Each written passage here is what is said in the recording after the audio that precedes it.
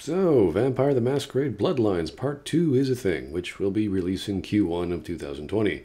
Which by then Steam will have a new sorting games list page, and it'll probably be bought out by Epic in another one-year exclusive deal. The live stream presentation at this year's GDC was long and boring, with some sort of live chat thing with colors and an acted out scenario of people who wanted to, I don't know, do something stupid. All they had to do was just release a trailer, a good one, and people would still have, actually a bad trailer, we wouldn't care. And I would have gotten more sleep, but hey, they had a bar and developers were on the floor, so I guess at the conference, which is more like a huge party, they were having a good time. So yeah, blow some money on weird interactive fake dating app, hire some actors, whatever.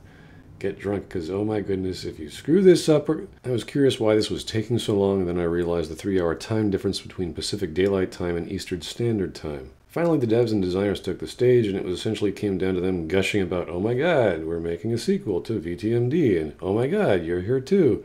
Let me go hire Fred. He's like God. Hey, Fred, God is here. Oh, let's go pitch to Paradox so we can revive World of Darkness. I can't wait to make combat better. Did you know our combat is awesome? It is so awesome. I'm wearing leather gloves. MVTMBGA. Then they gave us a CGI trailer, and that was that. The devs also mentioned how much the game was like the first one. The vibe was the same, having a mix of noir, political intrigue, humor, and drama. The game takes place in Seattle because that's where the dev team is, so I guess they're playing it super safe.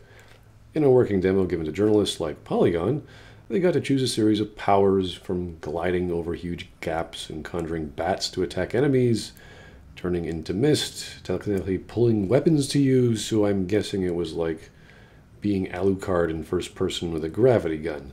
There's puzzles as well, and that requires you to use your abilities to get past them.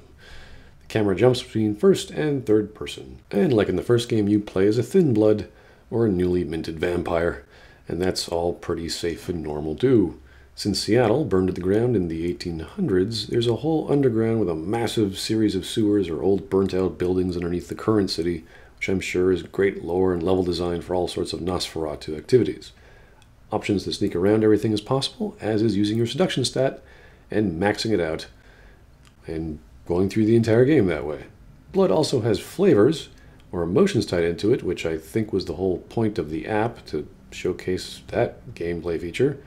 And these things grant passive buffs. Some can be acquired like perks and equipped like loadouts. That's cool.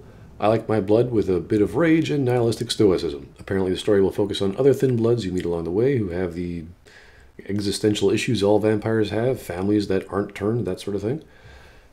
And there's all kinds of other vampire stories. What? I read vampire books. What? It's not stuff, it's just a common theme, like sex and violent sex and violent bondage sex and orgies and what? Twilight was a thing. Anyway, it's being written by Brian Mitsoda, the writer of the first game, and Kara Ellison, who appears to be a she/her because Twitter, and she likes to swear. And the game is about choices and will hopefully focus on characters and storytelling, just like the first. Having a series of arguments with various traffic signs, we're not sure yet, but we're hoping. I'd settle for Tremere, who wields hundreds of enchanted swords in a bag of holding and their trenchcoat screaming and double jumping on the dudes' heads with better dialogue options, but a thin blood can dream.